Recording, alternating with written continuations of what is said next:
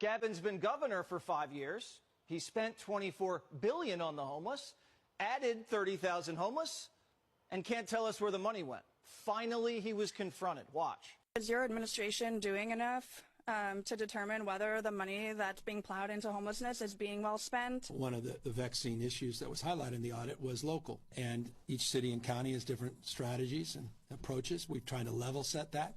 I'm sorry, Governor, I didn't hear responses to either of those questions. Do you acknowledge whether the money that the state isn't doing enough to ensure that the money is being well spent? The audit did not surprise me. The state has advanced unprecedented investments, you're correct, and unprecedented interventions demanding more accountability with state money at the local level. Where'd the $24 billion go? Don't look at me. I'm just the governor, but I knew we were going to lose it. But don't worry, they have a new plan. San Francisco is going to give the homeless shots of vodka. Here's the goal. Keep alcoholics drunk, but not too drunk. The city's running a managed alcohol program for homeless addicts for $5 million a year. Basically a speakeasy that they're running out of an old hotel in the Tenderloin, where it's happy hour all day. Nurses come around like cocktail waitresses with beer, wine, or liquor to, quote, meet their addiction needs, but keeping someone at a safe level of intoxication. Imagine losing $20 billion. That's what's happening in California this week, where under Gavin Newsom's watch, the state spent $20 billion over the last 5 years to combat homelessness. And the number of homeless people increased.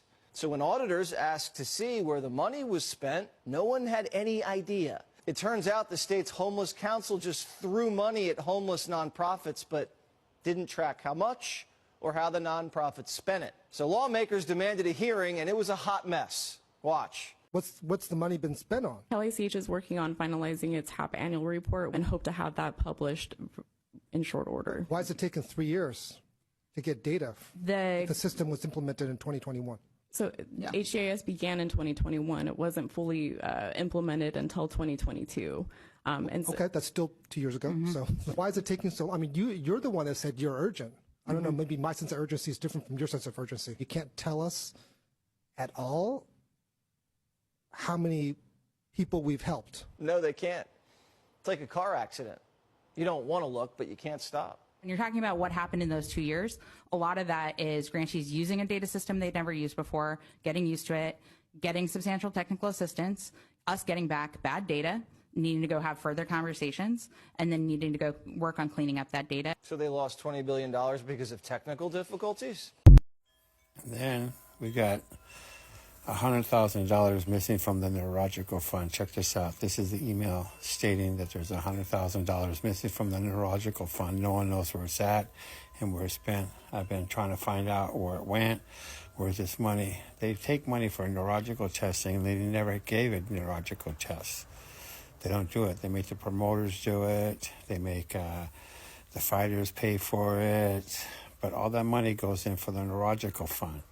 And then they have money that goes into the pension fund. And when the fighters call up, they say the money's lost, stolen, or misplaced. Can you imagine that, being a fighter, deserving your pension? You call up, and the athletic committee says, hey, the money's lost, stolen, misplaced, good luck. And then he has to get an attorney, and the attorney costs as much as his pension. So then they hold it back for so long. They held it back for so long, all the fighters are passed away. Okay, now they're starting this ridiculous MMA pension.